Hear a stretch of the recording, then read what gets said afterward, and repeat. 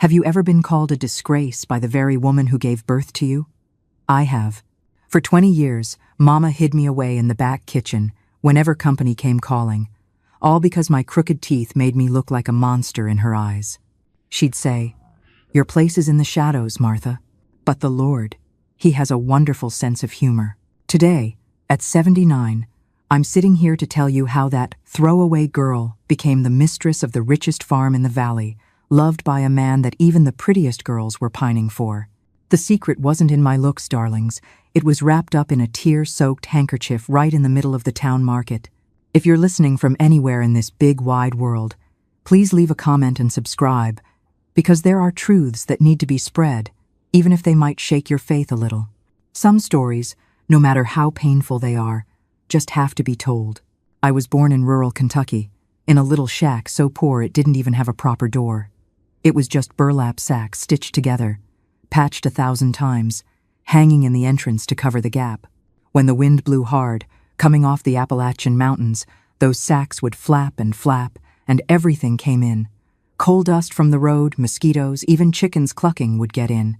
We were 7 siblings, all squeezed into those 3 dark rooms that smelled of wood stove smoke and lye soap. Daddy was a sharecropper. He worked from sunup to sundown on someone else's land, digging, planting, harvesting tobacco. He'd come home with his back bent, hands full of calluses, clothes soaked in sweat that smelled of wet earth and exhaustion. Mama took in sewing. She'd stay up late into the night at that old borrowed machine, hemming party dresses, patching trousers for city folks, fixing torn sheets, all to bring in a few cents, a few nickels that barely covered the beans for the week. We had almost nothing, but back then, who did? Everyone was poor. The difference is that some knew how to hide poverty better than others. Mama tried. She washed our clothes in the creek, scrubbing on the rocks until her hands were red and swollen. She ironed with a cast iron kept on the stove, making everything smooth, smelling of sun and ivory soap. But it was no use. We were poor, and everyone knew it.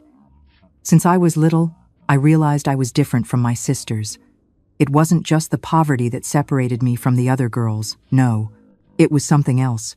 Something I saw every time I looked in the piece of broken mirror Mama had hung in the kitchen. My teeth came in all crooked, piled on top of each other, looking like an old fence falling down. When I opened my mouth to smile, it looked like a strange critter was living inside. It was ugly. I knew it was ugly because I saw the way people looked. The kids at school called me Snaggletooth, Beaver, ugly as sin. There was a boy at school, a mean kid named Billy, who whenever he saw me would start making faces, pulling his mouth to the side, imitating my teeth. The others laughed so hard I felt my chest tighten, my throat close up, tears burning behind my eyes. I never fought back, never cursed, never hit anyone. I just lowered my head and walked away. I'd run home, go into the yard, and hide under the old oak tree way in the back. I'd sit on that dry, hard dirt, hug my legs, and bite my skirt to stifle the crying.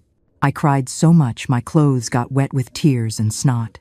I'd stay there until my mouth went numb from crying, until there were no more tears left to come out. One day I came back from school crying more than usual. A new teacher had arrived, a pretty lady from Louisville with red lipstick and curled hair. She asked everyone to smile so she could get to know the students. When my turn came, I smiled.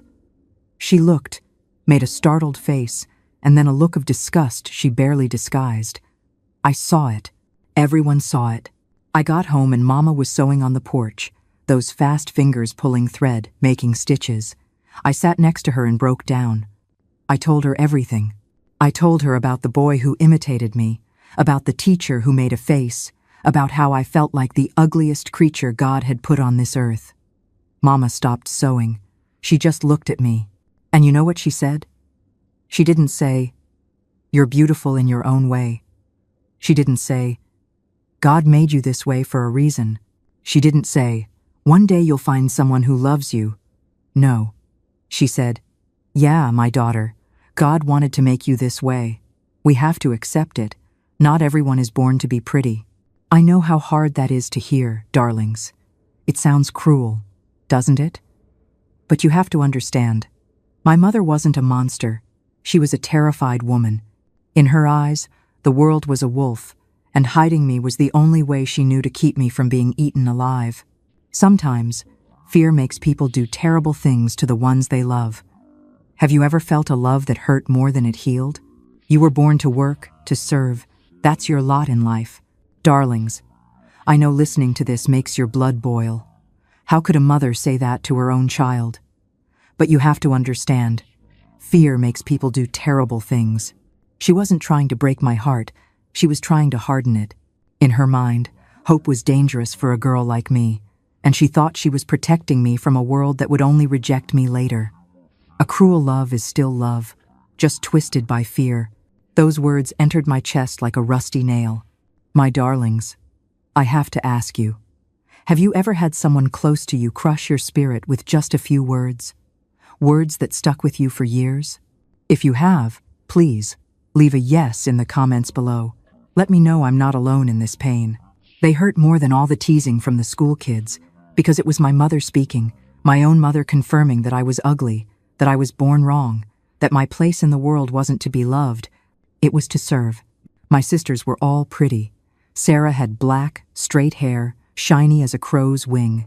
Mary had big, clear eyes, color of honey. Ruth had smooth skin, not a mark on it, and when she smiled, she showed those little white teeth, all aligned, looking like grains of fresh corn. They were the flowers of the family. I was the thorn. Mama was proud of them. She fixed their hair, braided it, put in ribbons. When she went to town, she took the three of them, all dressed up, smelling of lavender. I stayed home. You stay taking care of the house, Martha. Look after the boys, sweep the yard, put the beans on the fire.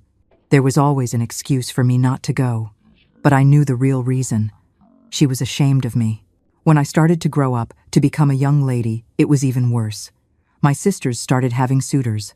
It was the custom in the country, right? The young men would come to the door, talk to Daddy, have some coffee and biscuits. Mama would get all proud, dress the girls in their Sunday dresses, comb that hair, put a little powder on their faces. But with me it was different. Every time a visitor showed up, Mama sent me away. Martha, go gather kindling in the woods.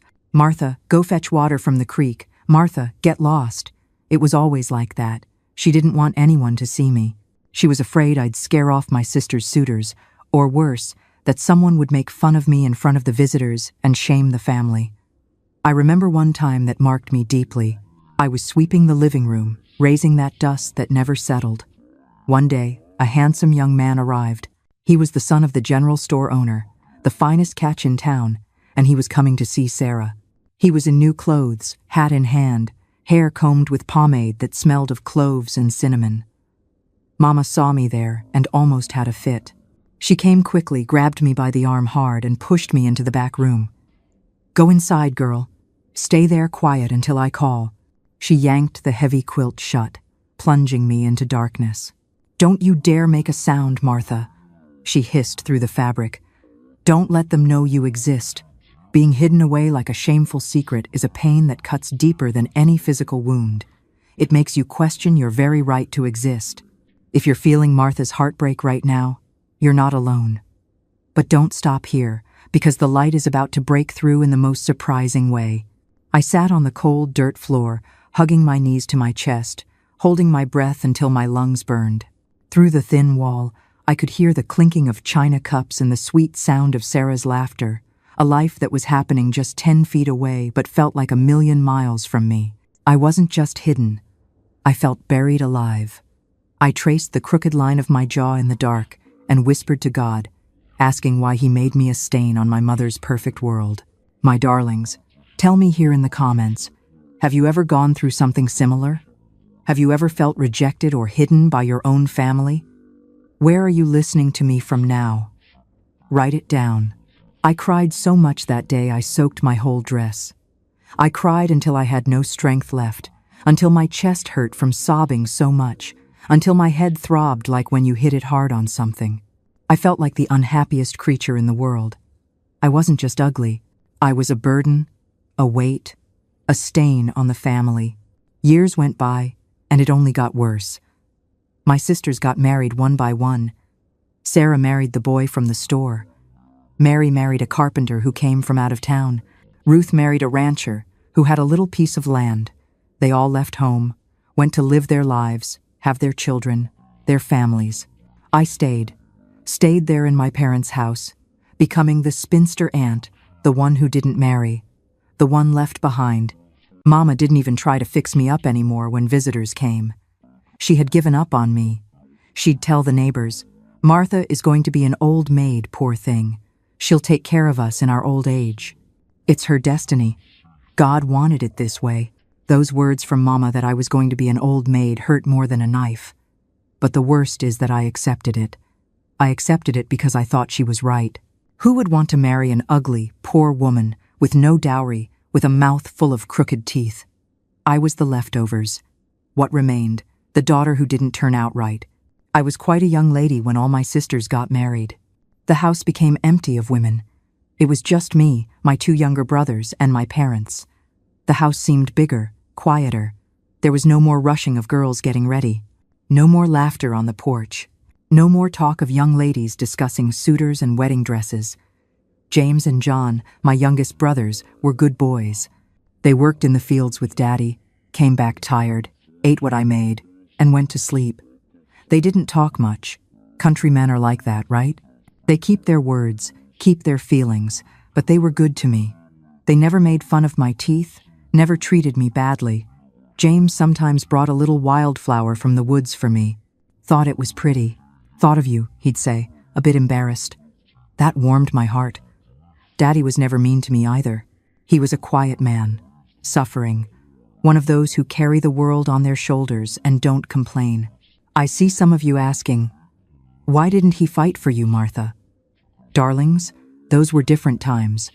The fields belonged to the men, but the house was the woman's kingdom. He loved me. I felt it in his quiet sighs, but he was a man beaten down by life, too tired to fight a war inside his own home. Don't judge him too harshly.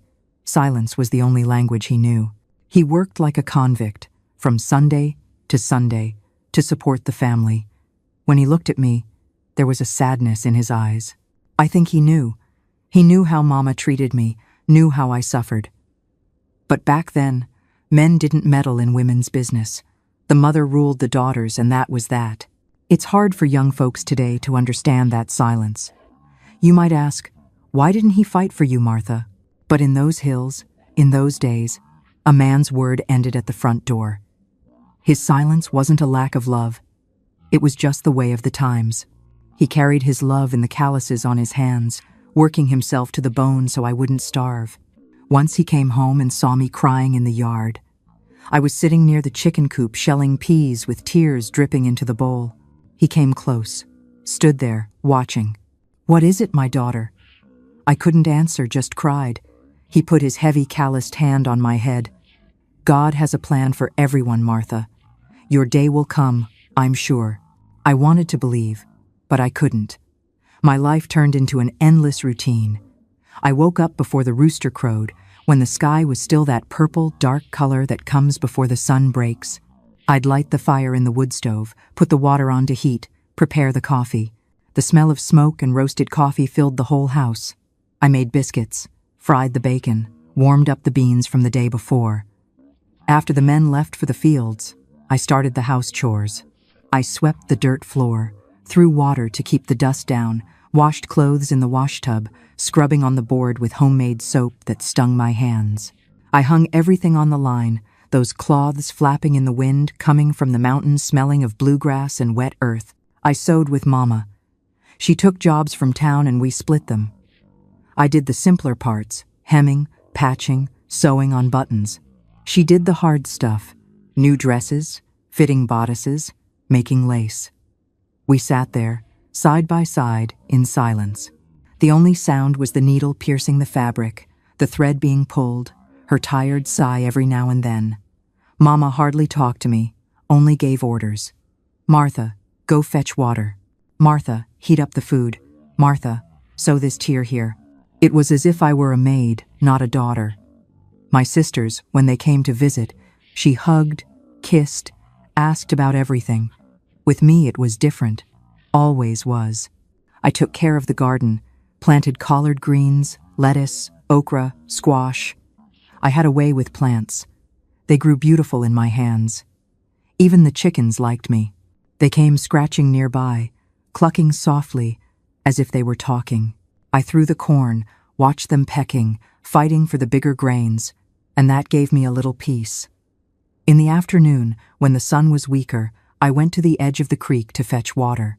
I carried the buckets by hand, balancing, stepping carefully on the slippery rocks. The water was cold, clean, smelled of moss and wet stone.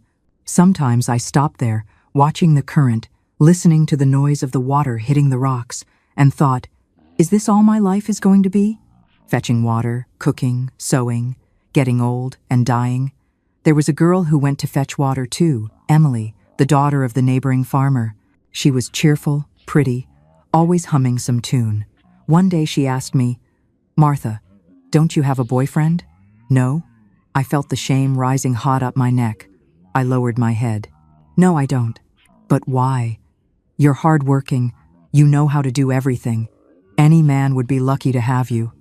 I gave a bitter laugh. "Emily, you don't understand. Men don't want ugly women. They want pretty women. I'm not pretty." She felt awkward, didn't know what to say, changed the subject quickly and left. She never touched on that subject again. My sisters came to visit every now and then, brought their little children, bellies full, with that round face of well-cared-for kids. Mama melted, took the grandkids on her lap, made a fuss, gave kisses. I stayed there in the corner, watching, feeling a weird pain in my chest, a mix of sadness and envy. Sarah already had 3 kids, Mary had 2. Ruth was expecting her second. They all had their houses, their families, their husbands, and me there, stuck in time, serving coffee to visitors, taking care of nephews while they talked to Mama. Once Sarah called me to the corner. "Martha, don't you get sad? Seeing us all married." "And you?" "And me, what?" I looked at her defiantly. She lowered her eyes. "Nothing, forget it." But I knew what she was going to say. "And you, single, ugly, with no one." At night, after everyone slept, I lay on my hard cot, under that thin blanket that didn't warm right, and stared into the dark. I heard Daddy snoring in the next room, the sound of crickets outside, the wind moving the shingles, and cried softly, biting the blanket so no one would hear. I prayed to God, prayed so much. "Lord, why did you make me like this? Why do I have to suffer so much?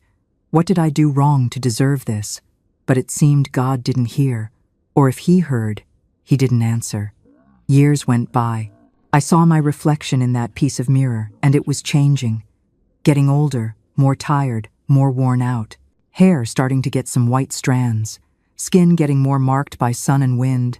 Hands getting rough from so much work.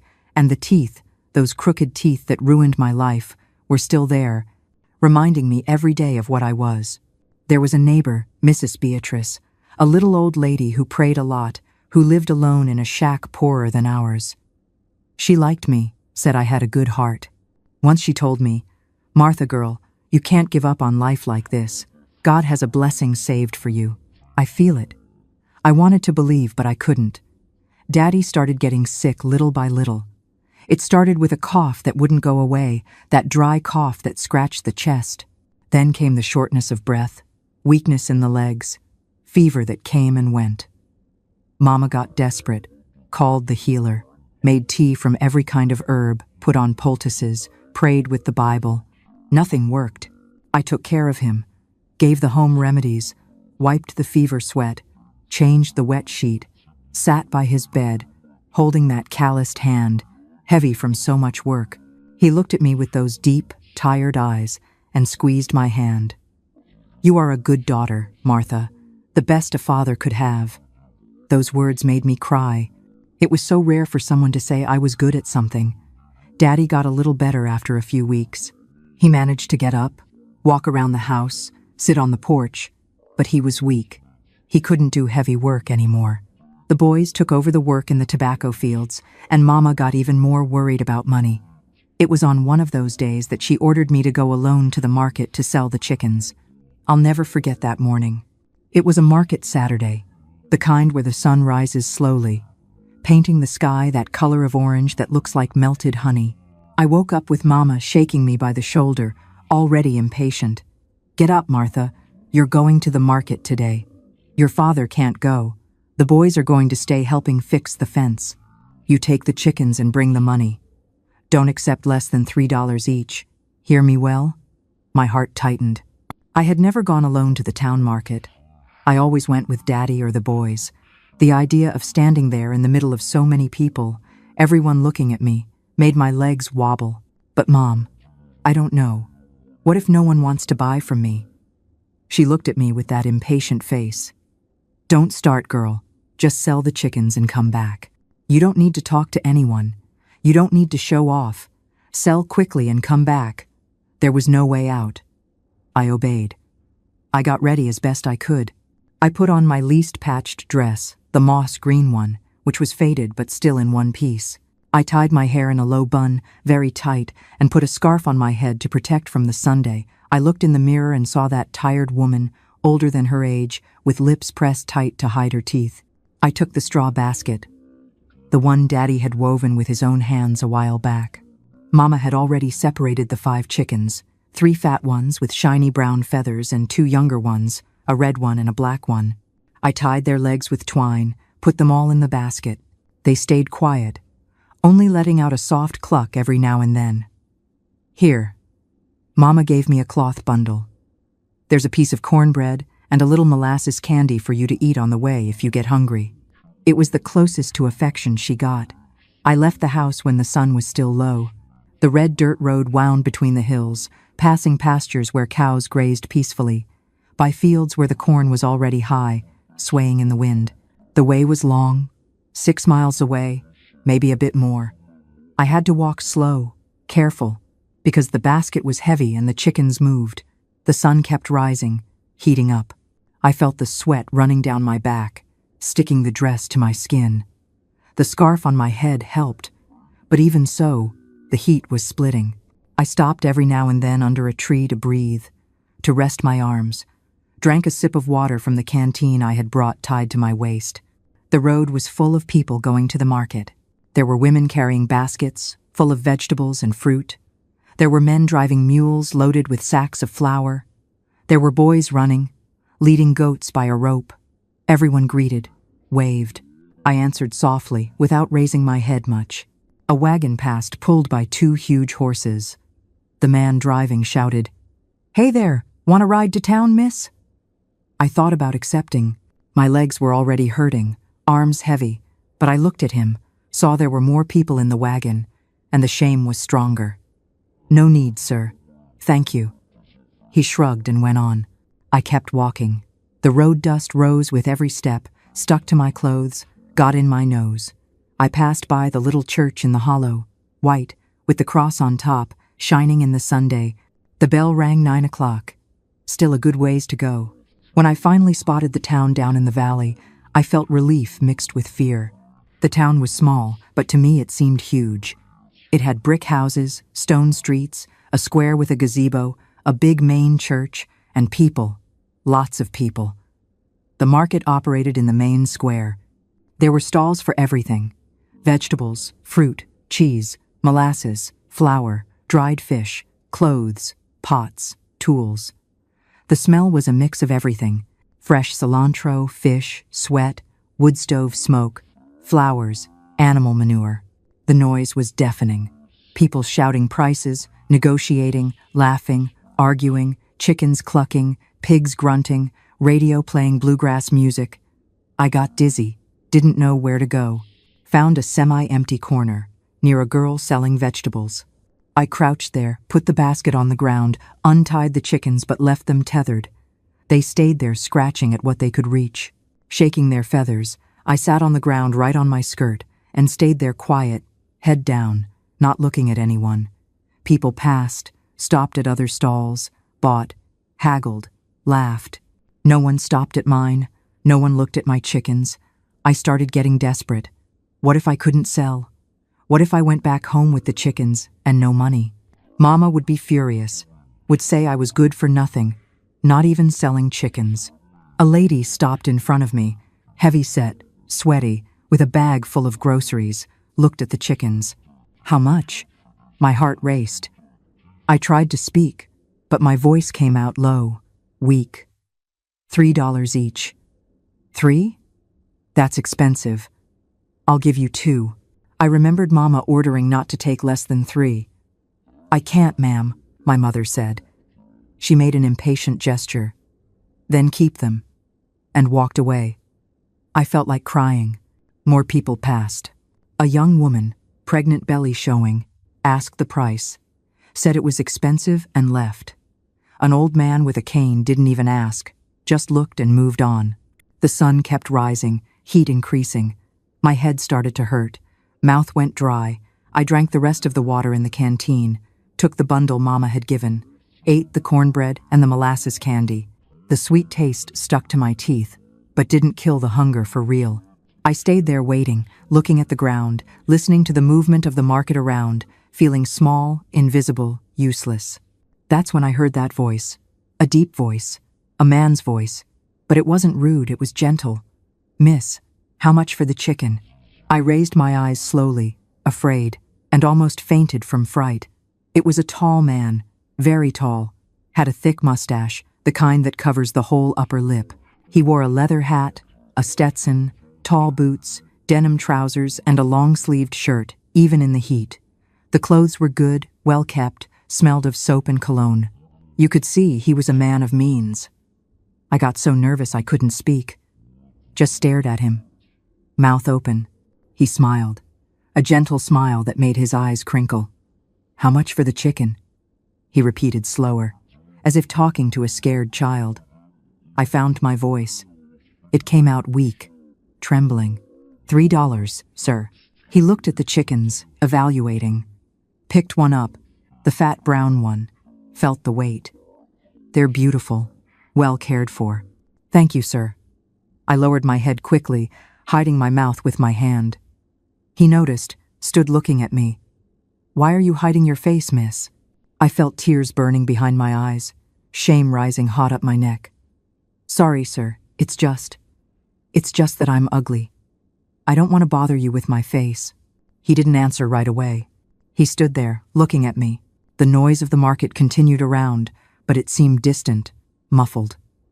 After a time that felt like an eternity, he spoke. Look at me, miss. I didn't want to. Wanted the earth to open up and swallow me, but something in his voice made me obey. I raised my eyes, trembling with shame, and looked. He was smiling. It wasn't a mocking smile, a scornful one, the kind I was used to. It was a true smile, gentle, warm like the afternoon Sunday. I'm going to tell you something, he said, and his voice was full of a tenderness that made my chest tighten. My mother, may God keep her in a good place, had teeth all crooked too, worse than yours even, crowded, squeezed. Everyone made fun of her when she was a girl. I widened my eyes in surprise. He continued, and you know what my father used to say? That she had the most beautiful smile in the world. You know why? I couldn't answer, just shook my head, because when she smiled with her heart. Her joy came from inside her soul. And that, miss, that is what truly matters. It's not the teeth that make a person pretty or ugly. It's what's in here. He tapped his hand on his chest, over his heart. I started crying right there in front of him, in front of everyone. I couldn't stop. The tears rolled down hot, wetting my face, dripping onto the dirt floor of the market. I sobbed, unable to control it, hand over mouth, trying to stifle the crying, but failing. That man had told me what no one had ever said, that I had value, that beauty wasn't just what was seen on the outside, that there was something more important than straight teeth and a pretty face. Those words entered my chest, like fresh water entering dry earth, cracked from too much Sunday. He didn't get embarrassed by my crying, didn't run away, didn't change the subject, stood there waiting for me to calm down. Took a clean handkerchief from his shirt pocket and handed it to me. Here, miss, use this. I took the handkerchief with a trembling hand. It smelled of lavender and soap. I wiped my face, blew my nose, tried to compose myself. The shame of crying in front of a stranger in the middle of the market was huge, But greater still was the relief of having heard those words. "Sorry, sir." I managed to speak between sobs. "I didn't mean to. I shouldn't have. No need to apologize for crying, miss. Tears aren't shame. They're relief for the soul." He smiled again, in that gentle way. "What is your name?" "Martha, sir, Martha." He repeated as if storing it in memory. "Pretty name. My name is Thomas. I own Green Valley Farm, just across the river. I'm a widower, have 3 small boys. I know what you're thinking. Martha, that sounds too good to be true. A rich, handsome man talking to a poor girl like you?" I thought he was mocking me too. But darlings, sometimes God sends his answers in packages we don't expect, usually right when we've hit our absolute rock bottom. Have you ever had an angel show up in denim and muddy boots? I was surprised at him telling me all that. A stranger, poor, ugly. Why was a man like him talking to me? He continued. I'm needing someone to help at home, someone to watch the kids, cook, help with chores. The last girl who worked with me went back to her family, over on the other side of the ridge. I was left alone with the boys, and it's hard. My heart started beating faster. He was offering me work. Are you interested, Martha? My mouth went dry, tried to speak, but voice didn't come. Swallowed hard and tried again. I don't know, Mr. Thomas. I take care of my parents' house. They need me. My father is sick. My mother. I understand. He scratched his mustache thoughtfully. But you can think about it. Talk to your parents. Don't need to decide now. I know what you're thinking right now. Be careful, Martha. Is this too good to be true? What does he really want? We are so used to pain that kindness looks suspicious, doesn't it? We build walls so high that even blessings have to struggle to get in. But sometimes, darlings, just sometimes, God sends an angel in dusty boots and a leather hat just when you're about to give up. The pay would be fair. The house is good. Has a separate room for the housekeeper, with a real bed, quilt, everything clean. Meals are on me and the children are good. Just need someone with a way about them, with patience.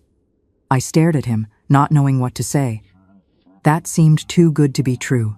A real job, with pay, guaranteed food, a room just for me, seemed like a dream. But soon came the thought, Mama will never let me. As if reading my mind, he spoke. If your mother wants to see the farm first, she can come along with you so she sees it's a serious place, a family place, so she can be at ease. You would do that? Of course, I understand a mother has to look out for her daughter. My mother was like that too, very careful. His face got a bit sad when he spoke of his mother. You could see he missed her. He took some coins and bills from his pocket. I'll take all 5 chickens. How much is it? I did the math in my head, still a bit dizzy. $15, sir. He counted the money and gave it to me, but when I went to put it away, I noticed there was more. There was $20. Mr. Thomas, you gave too much? No, I didn't. $5 is for you to buy something for yourself. A sweet, a pretty cloth, whatever you want, you deserve it. The tears returned. No one had ever given me money as a gift. No one had ever said I deserved anything. He took the chickens, put them all in his basket. I'll be back here at the market next week, same day, same time. If you want to talk more about the job, I'll be here. You can bring your mother, can bring your father, if he's feeling better.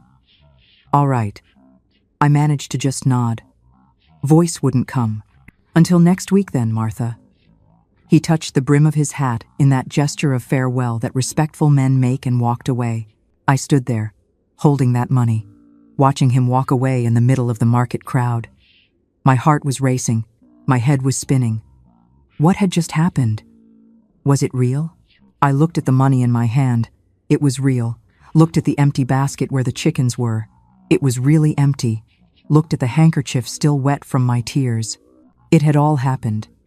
I got up from the ground, shook my skirt to get the dust off, put the money deep in my skirt pocket, carefully, took the empty basket and the handkerchief, walked through the market, still a bit dazed, bought a piece of fresh cheddar that Mama had asked for, bought a few spools of sewing thread, had money left over, With the $5 Mr. Thomas had given me extra, I bought a pink satin ribbon. It was pretty. Shone in the sun, was soft as a flower petal. Didn't know what I was going to use a ribbon like that for. Didn't have a pretty dress to decorate, but bought it because he had said I deserved it. And for the first time in my life, I wanted to believe that. It wasn't just about the money or the ribbon. It was the first time someone truly saw her. That small act of kindness planted a seed of hope in a heart that had been starving for it. This meeting is about to change the trajectory of her entire life. Let's see where this road leads her. It was just a piece of cheap satin, honey, but to me, it was a crown. That ribbon was the first time I dared to think, maybe I matter.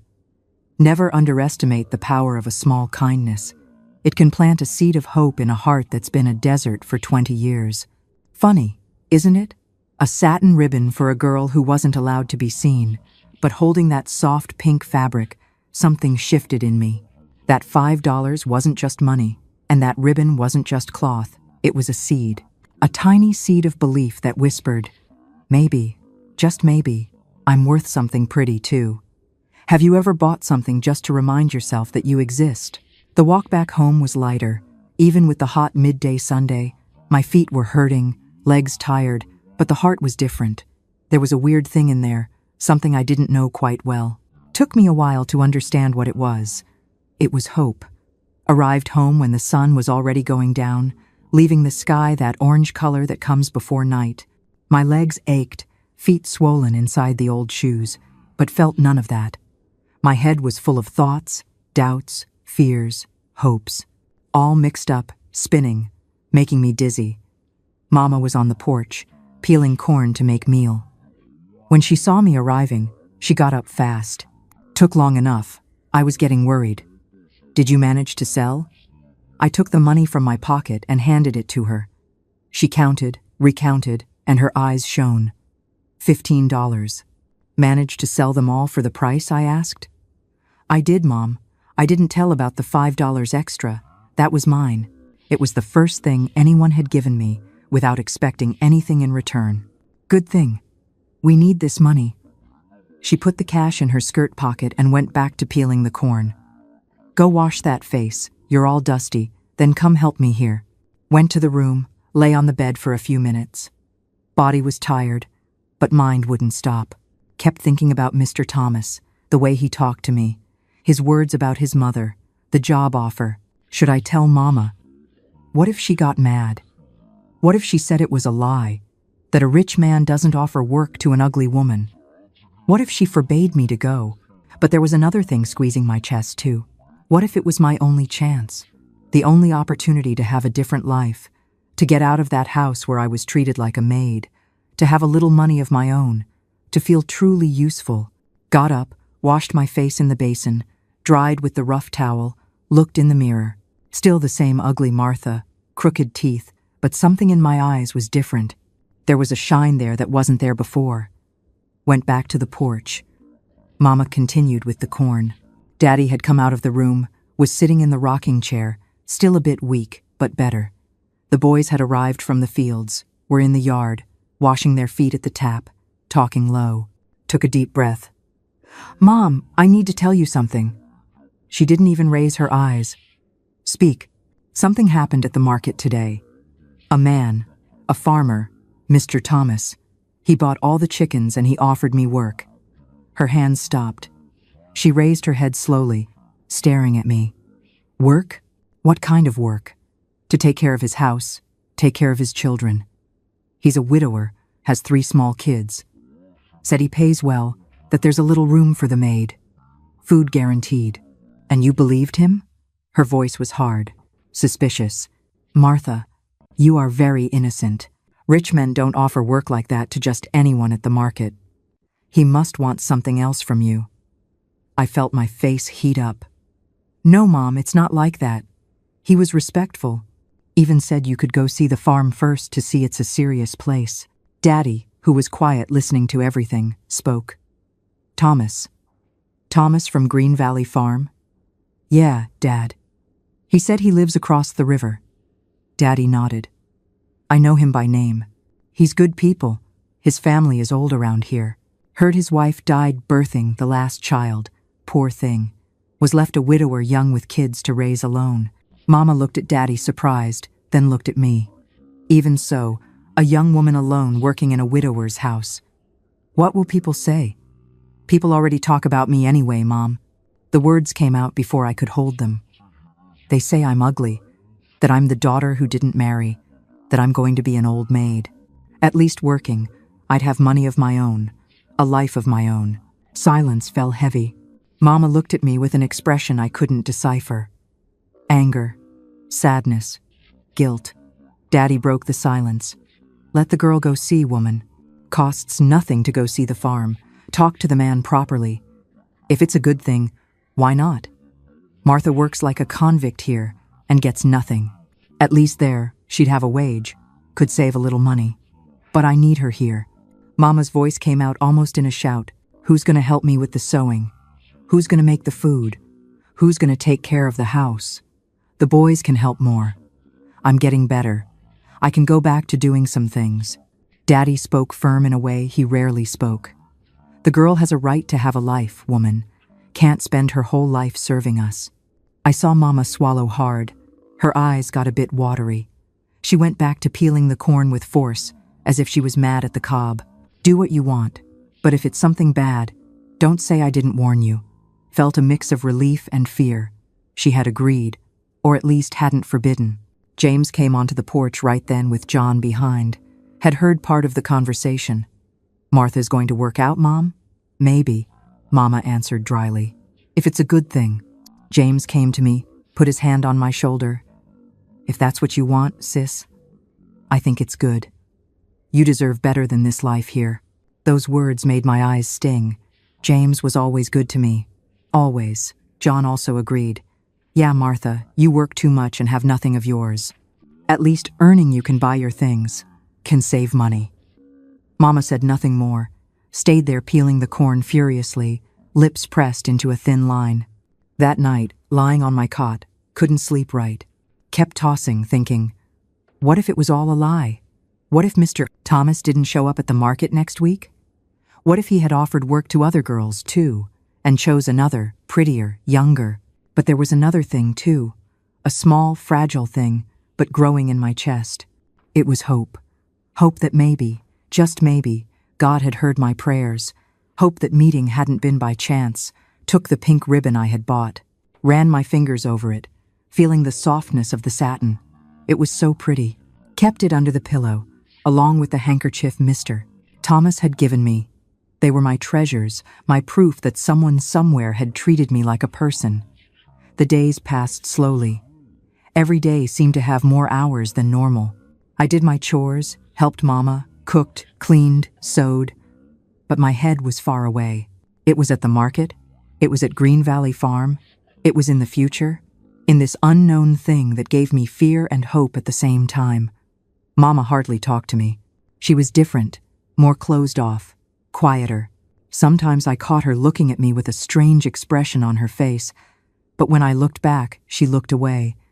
Daddy, on the contrary, was excited. You'll see, my daughter. It'll be good for you. You'll get to meet new people, learn new things. Who knows? Maybe even find a suitor over there. I laughed in disbelief. Suitor? Me? But said nothing. Let Daddy dream. James asked me one night, "Are you scared, sis?" "I am," I answered honestly. Very scared. Scared of what? Of it not working out? Of it all being a lie? Of being bad? Of everything going wrong like it always has? He squeezed my hand. It'll work out. I feel it will. When Saturday finally came again, I woke up before the sun rose. My heart was beating so hard it felt like it would come out my mouth. Dressed in my least old dress, the beige one that had some embroidery on the collar. Combed my hair carefully, tied it with the pink ribbon. Washed my face with cold water to take down the swelling from sleeping poorly. Mama came into the room, looked at me, at the ribbon in my hair. "You look nice," she said, and her voice was strange, kind of choked. "Let's go together. I want to meet this Thomas, want to see this farm with my own eyes." The walk to the market was strange. Me and Mama side by side, saying almost nothing. She was serious. With that closed face I knew so well, but this time it wasn't anger. It was something else. Seemed like worry mixed with fear. I didn't understand quite right what was going on in her head. The sun was rising slow, warming the earth. The smell of dew drying on the grass came with the wind. My feet kicked up that fine dust from the road, and I tried not to dirty my dress too much.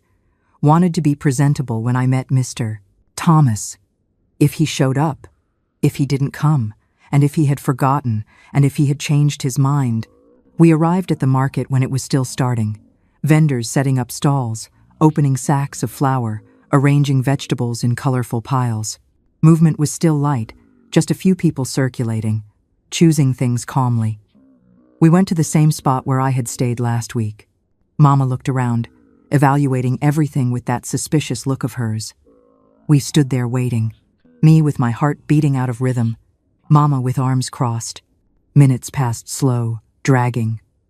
Sun rising, heat increasing, movement of the market growing, and no sign of Mr. Thomas. Started feeling a tightness in my chest. He wasn't coming. It had all been a lie. I was really a fool, like Mama always said. Who did I think I was for a man like that to be interested in giving me work? Mama noticed my distress. See? I knew it. Talk of a rich man with a poor girl comes to nothing. Tears started burning in my eyes, but I held them. Wasn't going to cry there. That's when I heard that voice. Martha. I turned quickly. It was him, Mr. Thomas, with the same leather hat, same good clothes, same gentle smile. My heart gave a jump. Good morning, Mr. Thomas. My voice came out soft, shy. He took off his hat, greeting. Good morning. Was looking for you. Looked at Mama. You must be Martha's mother. Mama was a bit awkward, but answered firmly. Yes, I am. Came to see if this work story is serious business. Mr. Thomas didn't seem offended, smiled understandingly. You did very well, ma'am. A mother has to look out for her daughter. I offered to show the farm for you to see. Offer still stands. Can take you now if you want. Brought the wagon. Mama looked at me, then at him, hesitated, but ended up agreeing. All right, let's see. The wagon was parked near the square. It was big, good wood, pulled by two handsome horses, shiny brown coats. Mr. Thomas helped us up, holding my hand firmly, but delicately. His hand was big, calloused from work, but warm. Mama sat next to me, stiff as a hoe handle. Mr. Thomas got up front, took the reins, and the horses started walking. The sway of the wagon was nice, reminded me of when I was a child, and Daddy took me in the neighbor's wagon. The farm is half an hour from here, Mr. Thomas explained while driving. Inherited from my father, we plant corn, tobacco, raise cattle too, but few, enough for milk and to sell now and then. Mama listened quiet, evaluating every word. Left town, took a road bordering the river. Water ran clear, making that nice sound of running water hitting rocks. There were willow trees on the banks, branches swaying. Kids playing on the edge, shouting, laughing. The landscape was pretty. Green hills, pastures with cattle grazing peacefully, well-tended fields. Past other farms, big houses with porches, chicken coops, pig pens, people working in the fields, waving when the wagon passed. Finally, Mr. Thomas pointed. That there is Green Valley. It was a big property. House was brick, painted white, with green wooden shutters. Had a spacious porch in front, with rocking chairs. Roof was red shingle, well kept. Around it were fruit trees, apple trees, dogwoods, oaks. Had a garden with colorful flowers, though kind of neglected, needing care. A wide yard, swept, with chicken coop on one side and pig pen on the other. Everything smelled of cleanliness, of life. Mama couldn't hide the surprise. She expected worse. Got down from the wagon. 3 children came running from the backyard. 3 boys, all skinny, with clean but patched clothes. The biggest had dark, straight hair cut in a bowl. His eyes were alive, curious. The middle one was shyer, hid behind his brother. And the tiny one was the cutest thing. Chubby with red cheeks, hair standing up, holding a stick horse. These are my sons, Mr. Thomas said with pride in his voice. Caleb. Noah, and the little one is Samuel. Caleb, the oldest, looked at me with curiosity. "You gonna work here?" Mr. Thomas laughed. "Maybe, Caleb, maybe." He took us inside the house. It was clean, but you could see it lacked a woman's touch. Curtains were crooked. Floor needed a good mopping. Had clothes piled on the table, waiting to be ironed. Kitchen was big, with a huge wood stove, a solid wood table, shelves with pots and jars. Since the girl who helped left, "It's been hard," Mr. Thomas explained, a bit embarrassed. "I do what I can, but work in the fields all day. The boys try to help, but they're small. Food gets burnt, clothes get poorly washed. They need someone to take care of them right." Mama went looking at everything, touching things, evaluating. Went in the pantry, saw there were groceries. Went in the room that would be mine, a small room but airy, with a real bed, a wardrobe, a little window looking to the yard. Had even a mirror on the wall. We went back to the living room. Mama sat in a chair. I stood, nervous. Mr. Thomas waited for her decision. "How much is the pay?" Mama asked directly. Mr. Thomas said the amount. It was more than I expected. More than Mama earned sewing all month. "And the food?" 3 meals a day. Whatever is made for me and the boys is for her too, no difference. She'll have Sunday off once a month to visit family, go to church, do what she wants." Mama stayed quiet, thinking. The boys had come into the room and were looking at us. Little Samuel came to me, pulled my skirt. "You gonna stay?" My heart melted, crouched down, got to his height. "Don't know yet, little one. I want you stay. I like you." And he gave me a tight hug, the kind from a child with no malice. It was at that hour I knew. I wanted to stay, wanted to take care of those boys, wanted to fix that house, wanted to have a life that was mine. Looked at Mama pleadingly. She looked at me, at the boys, at Mr. Thomas, and sighed deep. "All right, Martha can come work here, but I want her to come home once a month, not just on the Sunday off. Want to know if everything is okay with her. She can go as many times as she wants." Mr. Thomas agreed quickly. "I can pick her up and bring her by wagon when I go to town." Mama got up. "Then it's agreed. When does she start?" "Can be next week." Looked at Mama. She nodded, yes. My life was about to change. The week that followed passed flying and dragging at the same time. Seemed I was living in a dream, the kind you don't know if it's real, or if you'll wake up and discover it was all imagination. Mama was weird with me. Wasn't that hardness as always? Sometimes I caught her looking at me with an expression I couldn't decipher. Sadness, regret, fear of losing me? I don't know. She didn't speak and I didn't ask. Helped me separate my things. Didn't have much to take. 2 changes of clothes, the patched skirt, the pink ribbon, Mr. Thomas's handkerchief, a broken comb, the cross necklace I got at Sunday school. Everything fit in a small bundle tied with string. The night before I left, Mama came into my room, stood at the door holding something in her hands. "Martha." "Yes, Mom." She came in, sat on the edge of my cot, looked at me and, for the first time in a long time, very long time, saw her eyes watery. I need to tell you something." My heart tightened, sat next to her waiting. "I was hard on you. No, I was." Her voice cracked. She breathed deep. "I was scared, Martha. Scared you'd suffer. The world is cruel to ugly women, cruel to poor women. I thought if I prepared you, if I taught you your place was to serve, not dream, you'd suffer less. But I was wrong." Tears started rolling down my face. Never heard Mama talk like that.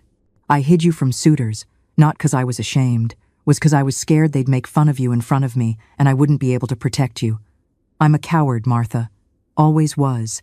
Understanding the why behind the hurt doesn't erase the pain, but it is the first step toward healing. Realizing her mother acted out of fear, not hate, changes everything for Martha. This is a pivotal moment of forgiveness, but her greatest adventure is just waiting for her across the river. That was the moment I realized. Hurt people hurt people. All those years of harsh words weren't about my teeth, they were about her fear. Forgiving her right then was the key that unlocked my own prison. If you are holding a grudge against a parent tonight, honey, let it go. Not for them, but for you. Mom. My voice came out choked. She opened her hands, was holding a shawl, a crochet shawl made of thick yarn, moss green. It was pretty, delicate, with flowers worked on the ends. Made it for you, to take, to warm you on cold nights. Took the shawl, pressed it against my chest, smelled like her, soap, sewing thread, home. Thank you, Mom. She hugged me. It was quick, kind of awkward, 'cause it wasn't custom between us, but it was sincere. Be happy, my daughter. You deserve it. Next day, when Mr. Thomas arrived with the wagon, the whole house was there to see me off. Daddy hugged me tight, crying without hiding it. My girl, my Martha, go and be happy. James and John also hugged me, wished me luck. Even the chickens seemed to be scratching slower, as if knowing I was leaving. Climbed in the wagon with my bundle and the shawl. Mama stood on the porch waving, and I saw a tear roll down her face. Last thing I heard was Daddy's voice. Come back often, hear, daughter? The farm was even prettier than I remembered. Mr. Thomas showed me everything again calmly. Explained the house routine, boys' schedule, what they liked to eat. Showed where things were, pantry, chicken coop, wash tub. Don't need to do everything at once, he said gentle. Take it easy. Boys are mischievous, but good. They'll get used to you. And they did, especially little Samuel, who stuck to me from the first minute. Followed me around the house, wanted to be in my lap, called me Marta 'cause he couldn't say Martha right. Caleb, the oldest, was more suspicious. Tested me, knocked over water on purpose to see if I'd scold. Answered back when I asked for something, but I had patience, understood. He was a boy without a mother, was scared to get attached and lose again. Noah, the middle one, was quiet, watched everything, didn't give trouble, but didn't open up either. Stood there in the corner with those big eyes watching me. Little by little I won them over. Made good food, cornbread with blackberry jam, pinto beans, well-seasoned, warm biscuits, pot roast with pumpkin. The boys ate and asked for more, licking their fingers. Told stories at bedtime. Stories I learned from my grandma. About Brer Rabbit.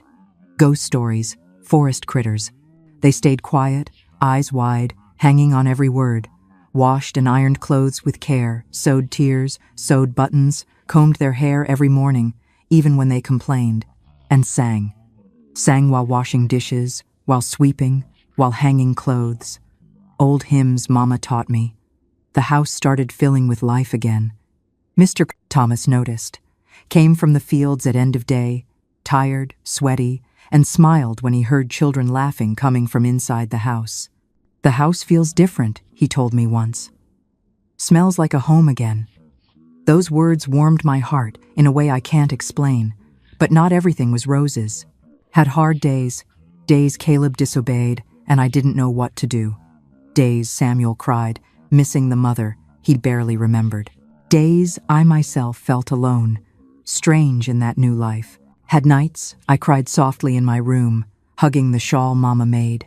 Missed home, missed Daddy, the boys, even Mama I missed. But next day I got up, washed face and kept going, 'cause that was my chance. My only chance to have a different life, and I wasn't going to waste it. Months passed and life on the farm turned into routine. A good routine. The kind you get used to and don't even want to change. Woke up with the rooster when sky was still light, color of ripe peach. Lit fire in stove, put water to boil, prepared breakfast for boys and Mr. Thomas. They came down from bed with that crumpled sleep face, hair all spiked, pajamas wrinkled, sat at kitchen table, still eyes half shut, waiting for food. I served grits nice and hot, with a drizzle of molasses on top. Served bread with fresh butter I made myself churning the cream. Served warm milk taken from the cow that same morning. Caleb always ate fast, without stopping, as if in a hurry to go play. Noah ate slow, chewing every piece thoughtful. And little Samuel ate dirtying everything, grits on face, clothes, table. I cleaned without complaining, just laughing at that mess. Mr. Thomas ate in silence, but always thanked me. Very good, Martha. Very good indeed. And those simple words made my whole day better. After boys went out to play in yard and Mr. Thomas went to fields, I started housework. Washed breakfast dishes, swept floor, shook quilts, opened windows for air to come in. House gaining life, light, smell of clean. Tuesdays and Thursdays I washed clothes, took bundles to the tub, scrubbed one by one on board with homemade soap. Water got soapy, full of white foam shining in Sunday. My hands getting red, swollen. But I didn't mind. Was my work, was what made me feel useful. Hung everything online and stood there watching clothes swaying in wind. Mr. Thomas's shirts, big long sleeves, boys' small pants, patched but clean, white sheets, still smelling of sun and soap. Wednesdays I ironed, heated iron on stove, tested heat, spitting on it to see if it hissed. Ironed every piece with care, smoothing every wrinkle, every fold. Liked that work. Had something good in seeing crumpled clothes getting smooth, perfect. Fridays did general cleaning, washed floor of whole house, cleaned window glass, dusted furniture with damp cloth, tidied boys' rooms, always a mess of scattered toys, thrown clothes, rocks and sticks they brought from yard. And every day I cooked. Oh, how I cooked. Learned to make dishes Mr. Thomas liked. Pot roast with okra and grits, fried chicken stewed with herbs, beans with sausage and sautéed greens, dirty rice well seasoned, made sweets too, pumpkin pie, candied papaya, apple butter, corn cake grated fresh. Boys ate and licked fingers, asking for more. Mr. Thomas always repeated the plate praising. "You cook better than my late wife," he said once, and immediately turned red, like he spoke too much. "Sorry, didn't mean to." "No need to apologize," I answered low. "It's a compliment." "Happy you like it, sir." He looked at me a different way that day, a way that made my heart beat faster, but soon looked away and changed subject. Boys were getting more attached. Caleb stopped testing me, challenging me, turned into my helper, brought wood for stove without me asking, helped carry clothes bundles, protected younger brothers when playing in yard. Once he hurt knee bad, falling from tree, bled a lot and he cried from pain. I washed wound with water and soap, put clean cloth, bandaged. He hugged me tight, hiding face in my shoulder. "You're just like my mom," he whispered. I liked her so much. My chest tightened, held him tight. "Your mom is in heaven, watching over you. And she's happy you have someone taking care of you here." Noah, middle one, opened up slow. Started talking more with me. Told about school, friends, his dreams. Wanted to be a farmer like Dad. Wanted a horse all his own. Wanted to travel far and see the ocean. "The ocean is like what, Miss Martha?"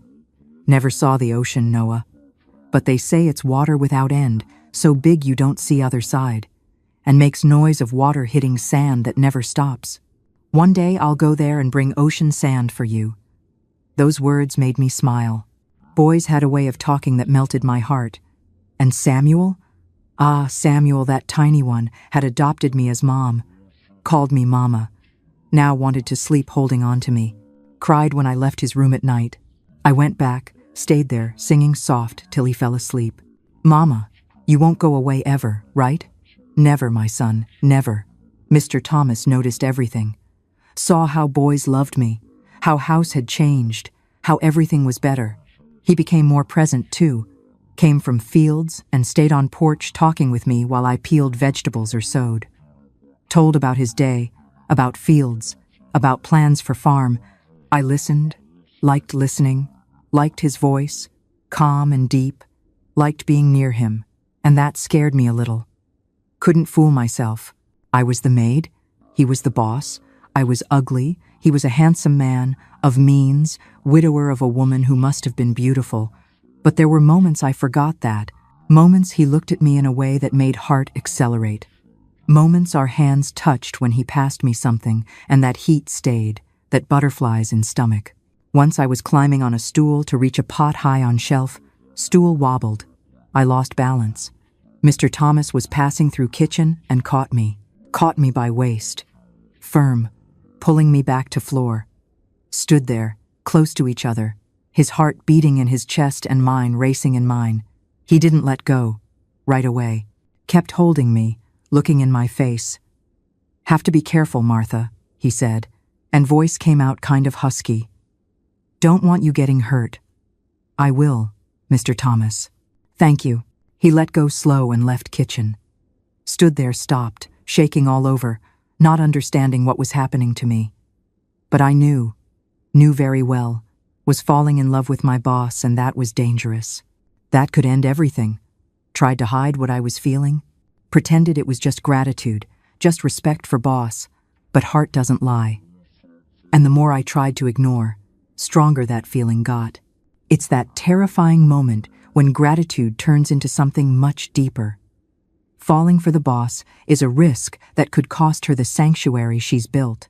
It's a delicate situation. Let's see if Thomas is brave enough to bridge the gap between them. Mr. Thomas was different too. Started seeking me out more. Came in kitchen time. I was making food, just to talk. Sat on porch at end of day, waiting for me to finish chores to keep company. Offered help to carry heavy things, to reach things high up, always with that excuse he didn't want me getting hurt. One afternoon, he came from fields earlier than normal. Boys were playing in creek that cut property, watched by Caleb. I was in yard picking okra for dinner.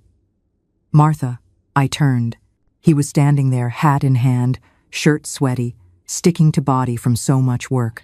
But what caught my attention were his eyes. Were shining, nervous. "Yes, Mr. Thomas. Need to talk to you. Can you sit a bit?" My heart raced. Had I done something wrong? Was he going to send me away? Dropped okra basket, wiped hands on skirt, and went to bench under the dogwood. He sat next to me, but not too close. Stood there fiddling with hat, nervous. I waited, hands sweating. "You've been here how long now?" he asked. Did the math. "Going on 6 months, sir." "6 months?" he repeated, thoughtful. "Seems longer. Seems like you've always been here." Didn't know what to answer. Stayed quiet. He continued. "The boys love you. Caleb told me other day your best thing happened to them after Mom died. Noah sleeps hugging shirt you sewed for him. And Samuel? Well, Samuel calls you Mom." Felt eyes sting. "They are very good boys. Easy to like them. And I."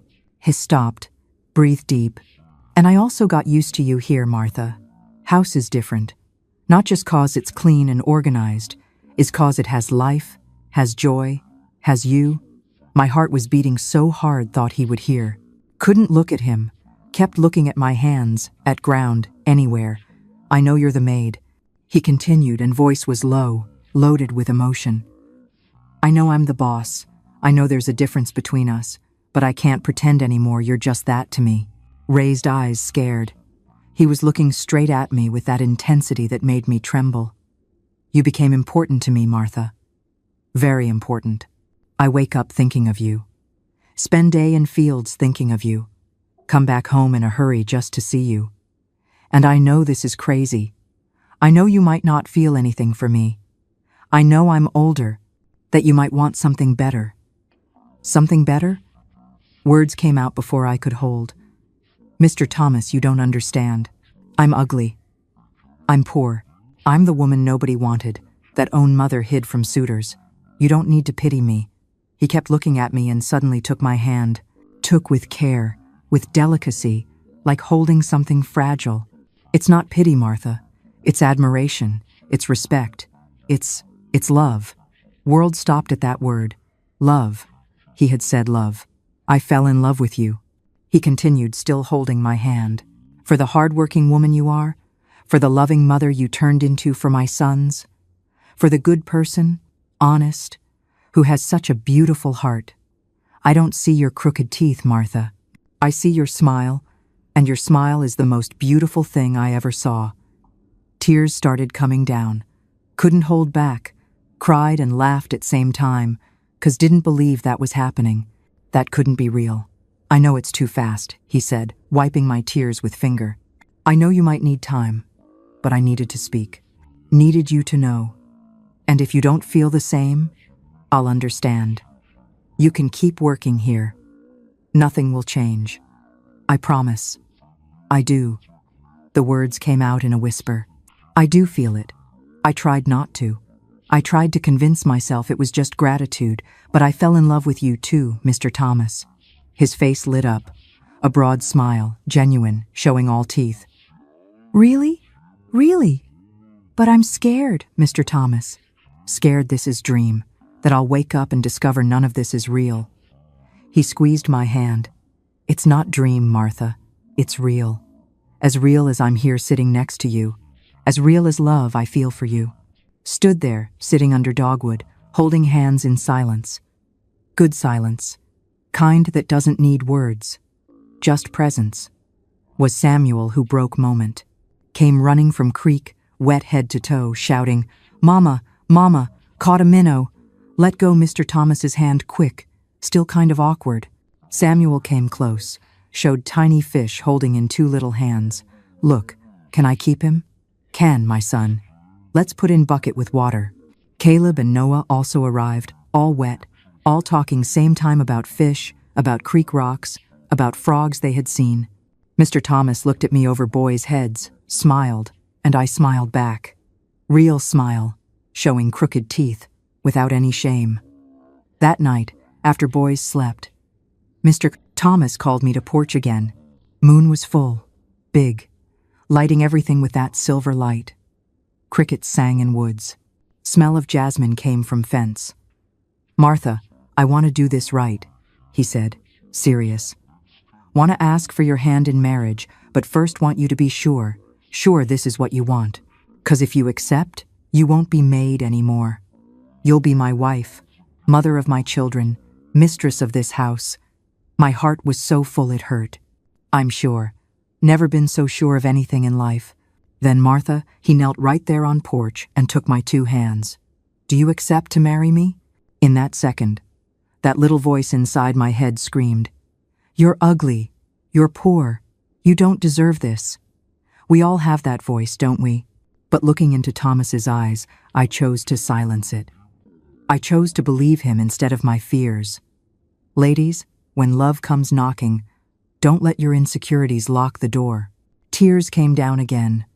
Tears of happiness, gratitude, love. I accept. Accept, yes, Mr. Thomas. Accept with all my heart. He got up, pulled me close and hugged me.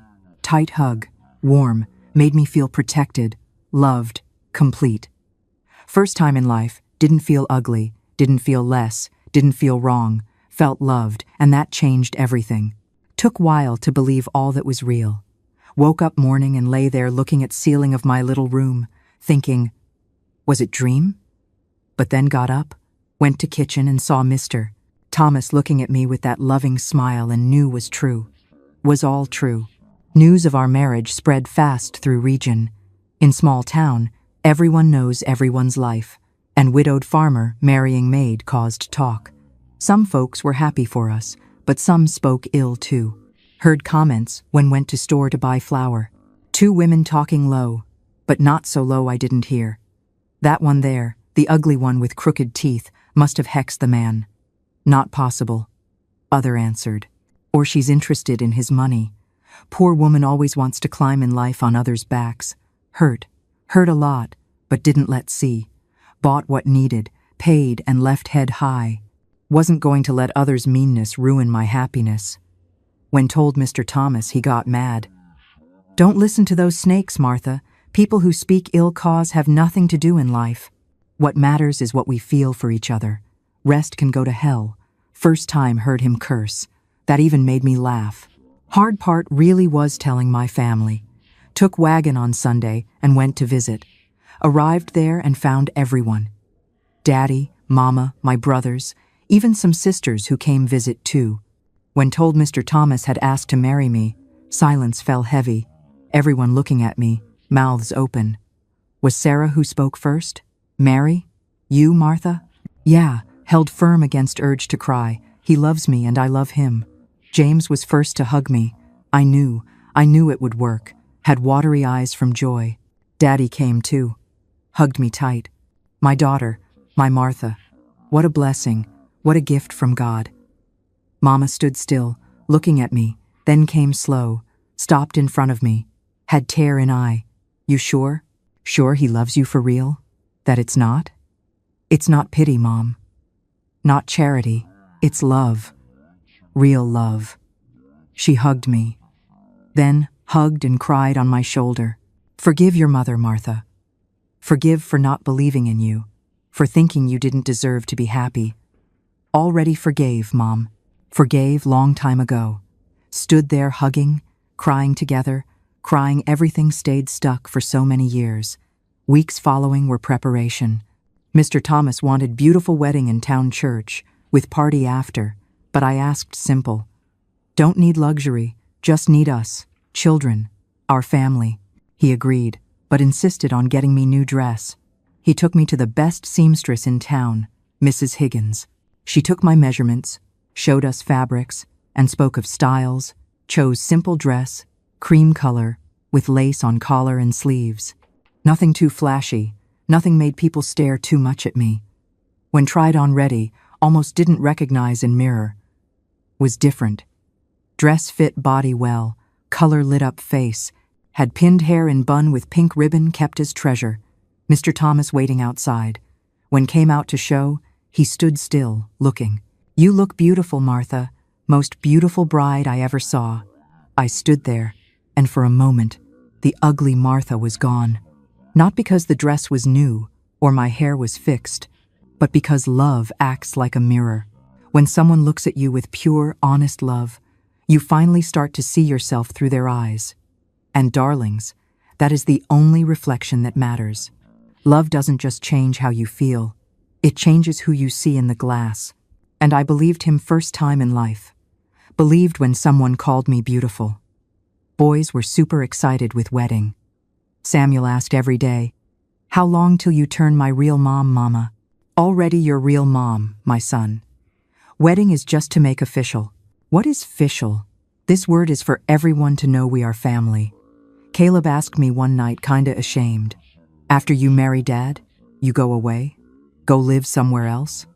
My heart squeezed, hugged him tight. Never, Caleb, never. I'll stay here with you forever. Gonna be your mom. Gonna take care of you. Gonna be here when you wake and when you sleep forever. He hugged back tight. I was scared. Scared losing you like lost my mom. Won't lose, I promise. Noah helped with preparations. Helped clean whole house for party. Decorate with wildflowers. Arrange borrowed chairs in yard. Worked quiet, but realized was happy. Saw in way he smiled, shine in eyes. Eve of wedding was strange. Slept little, head full of thoughts. Thought of everything past. Ugly girl hid by mom. Spinster thought would die alone. Maid came work on farm, and now bride marrying man loved. How life turns. How God acts mysterious ways. Got up before sunrise, went to window, looked outside.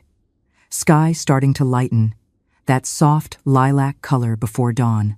Birds starting to sing, dew shining on leaves. Everything new, everything starting over like me. Heard steps behind me. Was Mr. Thomas. Came to window, stood beside me, said nothing, just took my hand. Stood there, both, watching day rise. Scared? He asked soft. No, just happy. Too happy. Sometimes think don't deserve so much happiness. He squeezed my hand. You deserve this and much more, Martha. Deserve whole world. Leaned head on his shoulder. Just need you and boys and this simple life. Don't need whole world. Then that's what I'll give you. Love, family, simple life for rest of life. Sun rose then, red and big, climbing slow behind hills. New day, new life, new start. And I, Martha, woman hidden, rejected, thought ugly and worthless whole life, was about to marry man who saw beauty where no one else saw. God had heard prayers, answered his way, in his time, and answer was better than anything I could have imagined. Wedding was one morning in town church. Was simple church, small, with those white peeling walls and wooden pews creaked, but for me most beautiful thing in world. Arrived in wagon with Daddy. He was in new clothes Mama sewed specially. Was emotional, wiping eyes with handkerchief every 5 minutes. My girl going to marry, my Martha. Church was full. Not many people, but who mattered. Mama was there first row with brothers, sisters with husbands and little kids, some farm neighbors, Mrs. Beatrice, who wouldn't stop smiling, and 3 boys dressed in Sunday clothes, hair all combed with pomade. When entered church, arm in arm with Daddy, everyone turned, heard whispers, comments, but didn't care, only had eyes for one person. Mr. Thomas was at altar waiting, wore dark suit, white shirt, tie, was handsome, serious, mustache trimmed. But when saw me, face opened in smile so big, so true, lit up whole church, walked slow, holding firm Daddy's arm. Legs trembled, heart beat off rhythm, but continued step by step, till reaching altar. Daddy gave me to Mr. Thomas, squeezing his hand hard. "Take good care of my girl. Will care like most precious thing in world," Mr. Thomas answered. Reverend started ceremony. Spoke of love, commitment, how marriage was sacred. Listened, but barely registered words. Was all concentrated, not crying, not trembling so much. When came time for vows, his hand held mine. Held firm, passing all that strength to me. "Thomas, do you take Martha as your lawful wife to love and respect in joy and sorrow, sickness and health, till death do you part?" "I do." Voice came out firm, no hesitation. "Martha, do you take Thomas as your lawful husband to love and respect in joy and sorrow, sickness and health, till death do you part?"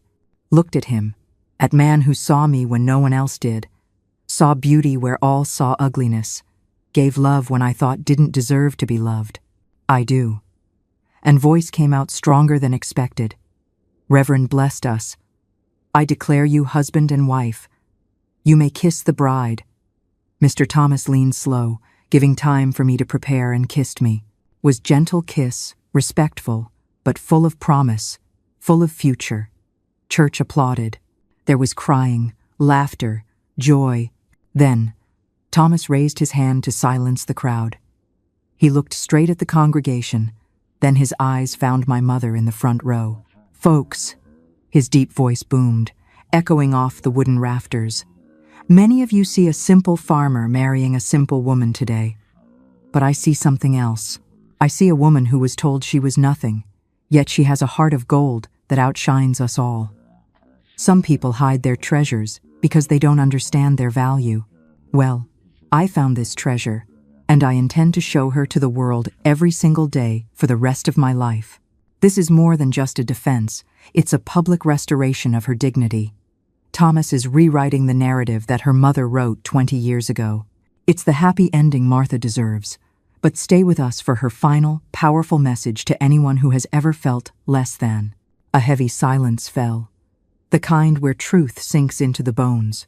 Turned and saw Mama crying, drying tears with handkerchief. Saw Daddy smiling, proud. Saw brothers waving, and saw 3 boys jumping with joy. Left church holding hands, husband and wife. Sun was high, bright, warming everything. People threw rice, made party. Samuel came running, hugged legs. "Now you my real mom, right, Mama?" Picked him up, squeezed tight.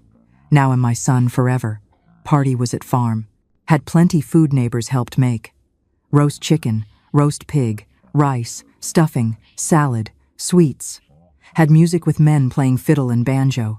Had dancing, joy. Thomas took me to dance. Never danced in life, never had chance. But he guided patient, laughing when stepped on foot. "Getting better," he joked. "Have whole life for you to learn. Whole life." Those words filled me with happiness didn't know existed. Late afternoon, when guests started leaving, sat on porch tired, but happy. Boys played in yard, running, shouting. Thomas sat next to me, pulled hand. "Happy? More than imagined possible be." He kissed hand. "This just beginning, Martha. Gonna have many years ahead, many happy days, many nights together. Gonna grow old together. See boys grow. Maybe have more children." More children? Idea filled me with emotion. Me, thought never marry, never have child. Now had 3 stepsons loved like mine, and maybe have more. "I'll never forget where came from," spoke soft. "From ugly girl I was, from woman everyone rejected." He turned face to him. "Don't want you forget. Want you remember. cause was that girl turned this strong woman, hard-working, good heart. Was that pain prepared you to value this happiness? Don't have to forget past, Martha. Have to thank for it, 'cause it brought you here. Was right, totally right. Life taught beauty not in face, in character, in kindness, in strength, to continue even when all seems lost. Taught true love sees not with eyes, sees with heart. Taught God does nothing wrong. Sometimes takes time, sometimes hurts, but always has plan better than ours. Sun went down, painting sky orange and gold. Boys came to porch tired of playing. Samuel climbed on lap. Noah leaned on shoulder. Caleb sat on floor near feet. Thomas pulled me close, put arm around shoulders, and stayed there 5 watching night come. A family, my darlings, passed so many years since that day. So much time sometimes seems was another life, another Martha. But when close eyes still can feel everything, smell of church, Thomas's hand in mine, Samuel's weight on lap, happiness flooding chest. Lived many years married to Thomas. Were good years, hard work, but much love. Had 2 more children together. 2 beautiful girls came complete family. Raised 5 as mine. No difference, no distinction. For me, all were children of heart. Caleb grew turned good man, hardworking like father. Married girl from neighbor town, gave me 6 grandkids. Till today comes visit every week. Brings kids. Sits on porch with me to talk. Always calls mom. Never stepmom. Noah realized dream. Traveled far. Saw ocean wanted so much. Returned bringing jar full of beach sand for me. Like promised when small. Keep that jar till today on dresser, next to pink ribbon and Thomas's handkerchief. Are my treasures. And Samuel, my little Sammy, stayed on farm, took over land. When Thomas couldn't work anymore, married, had kids, and today his grandkids play in same yard where he played. Life taking turns, repeating, continuing. My 2 daughters also grew, married, gave more grandkids and great-grandkids. House always full of kids, laughter, life, everything always wanted and thought never have. Thomas left some years ago now. Got sick, sudden fever didn't pass. Weakness took over. Cared for him till last day. Same way he cared for me whole life. Held hand when closed eyes last time. And last thing said was, "Thank you giving me happiest years of life." Cried much when gone. Cry till today when missing hits hard. But know he in better place with first wife, parents, all left before. And know one day re-meet him and have eternity ahead. After he left, wanted fixed teeth, saved money, went to dentist in big city, worked on them, pulled some, fixed others, put new teeth. When looked in mirror, almost didn't recognize. Smile was different, straight, pretty, but know what discovered? Those crooked teeth part of who was, part of history, and without them seemed missing something, seemed erased piece of past. Today, look in mirror. See little old lady, 79 years. See hair all white, face full of wrinkles, hands marked so much work, and see smile. Smile has history, overcoming, love. Know why telling all this to you? 'Cause know many of you listening passed similar things. Know their woman there thinks ugly, thinks too old, thinks worthless. Know woman rejected, humiliated, made less. And want say to you, don't give up. Don't give up believing. Deserve be happy. Deserve be loved. Have value, yes, much value. Beauty world values passes, face ages, body changes, all transforms. But beauty of soul that doesn't age, stays, is eternal. So please, the next time you look in the mirror and want to criticize what you see, remember my story.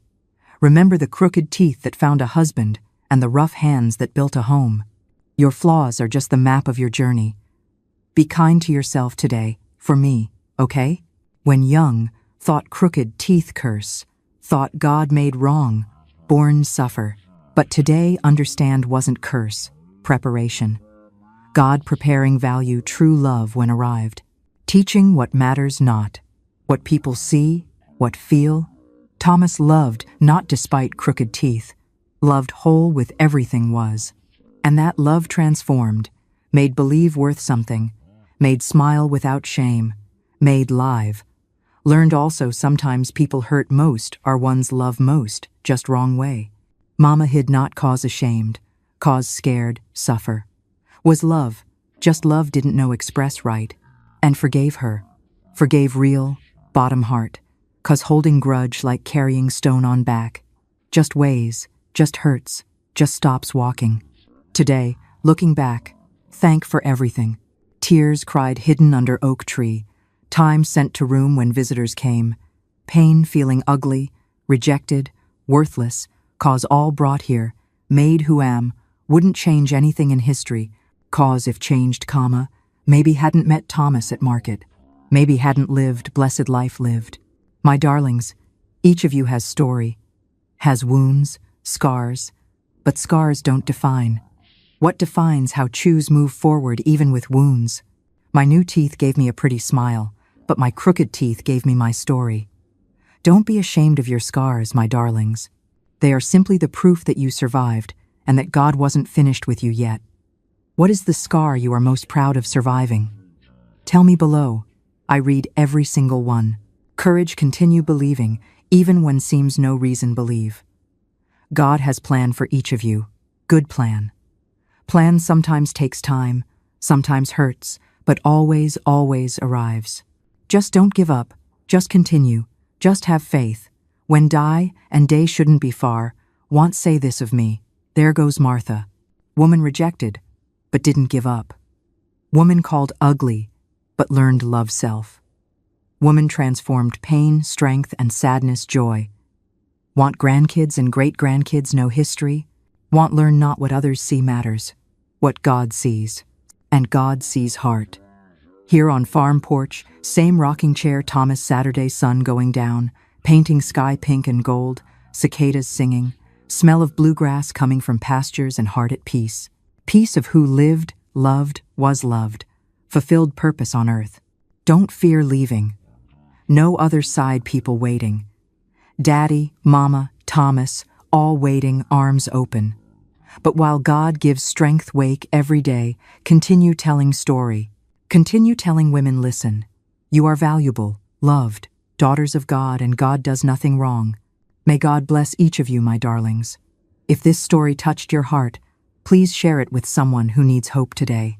And don't forget to subscribe to our channel, because we are a family here, healing together. Remember, the world sees the face, but God sees the heart. And your heart? It is beautiful. Stay in peace, my daughters. Never let anyone say you don't have value. You are priceless. Until next time.